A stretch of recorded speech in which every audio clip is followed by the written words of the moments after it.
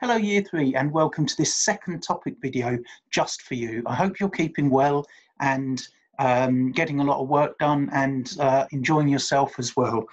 For this video you will need a torch, a small mirror and obviously paper and pencil to do the activities I've got planned for you. And we're going to be looking at our theme of light, and we're going to be looking at sunshine and reflection. So this is what we're going to be covering. So first of all, is the sun a good thing or a bad thing? Pause this video and look at the statements below and maybe talk to someone about which ones you think are good things the sun does and which ones you think are bad things the sun does.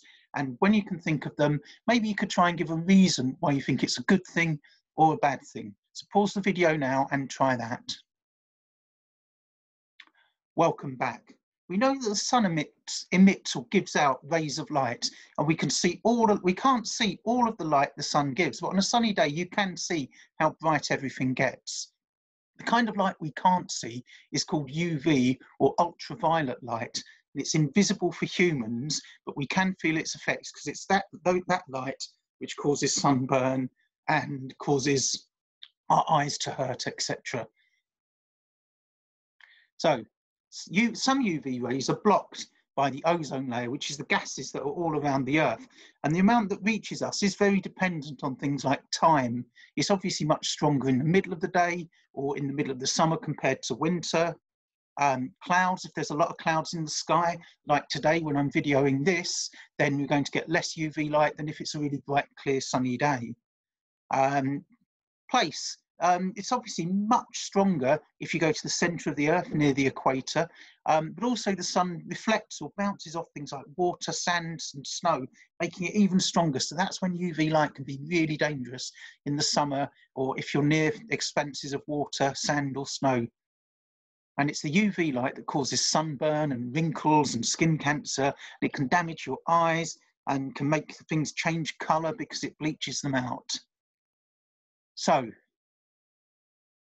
your eyes, where light enters through to your eyes and hits the pupil, and that's how you can actually see things.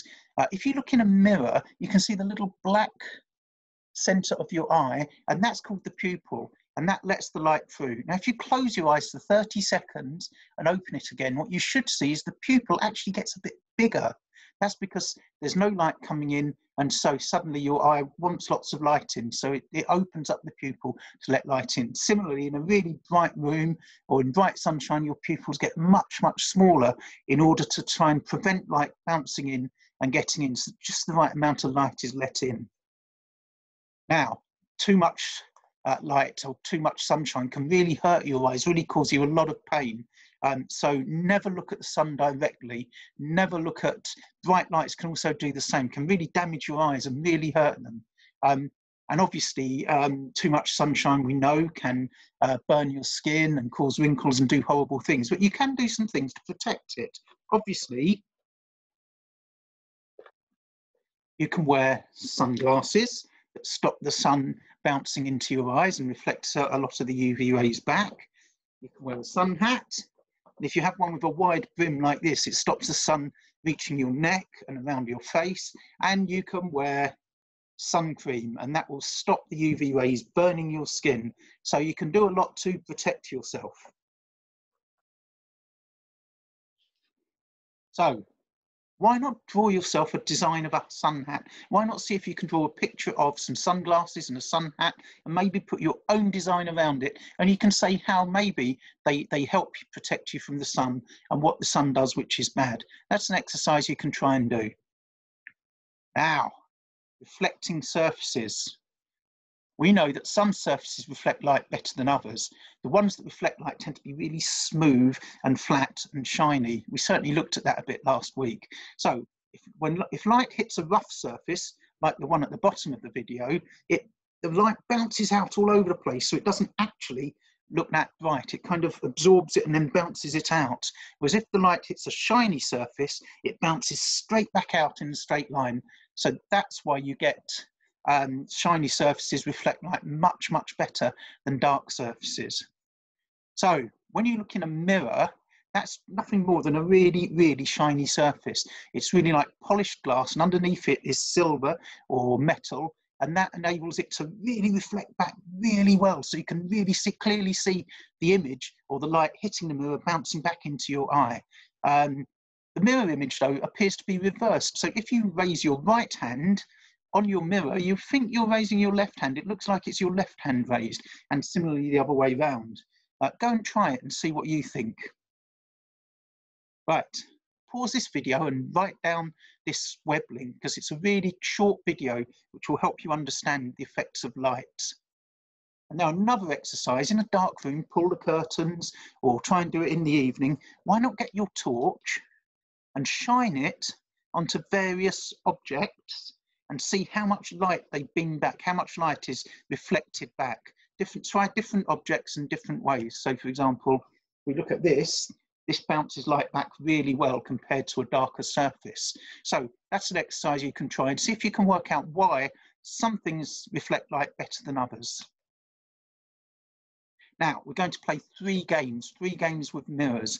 And in order to do that, you will need a little mirror, something like that. Maybe someone will have one for doing their makeup, or maybe you'll find your dad has one for shaving, something like that. So just a small mirror you can hold, and that will really help you play these games. The first game is to write a message. And what you do is you get a piece of paper and you write a very short message. Hello, year 3. And then using your mirror, see if you can reflect each word and then write it backwards, or using the image, so you're copying the image you can see on the mirror. When you've done that, if you hold the mirror again next to your new message, you should see it the same way round. So see if you can write a message and then copy it backwards using your mirror, and then see if you can do it. Maybe someone could write a message for you and you could see if you can decipher that, see if you can work out what that actually says. So there's one game.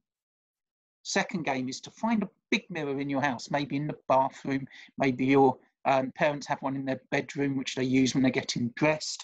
And then using your little mirror, see if you can line up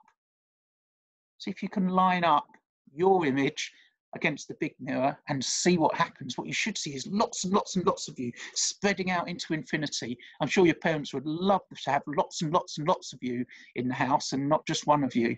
So let's see if you can do that. See if you can work it out yourself. The third game requires somebody to help you. What you need to do is get someone to draw a long wavy line, maybe outside using chalk if you've got a garden or a patio, or maybe inside using a piece of string. So it goes all round and round and round, maybe in the house. And then your job is to try and follow the path, the pattern that they've shown. Walk along it really carefully, but not by looking down, because that'd be far, far too easy.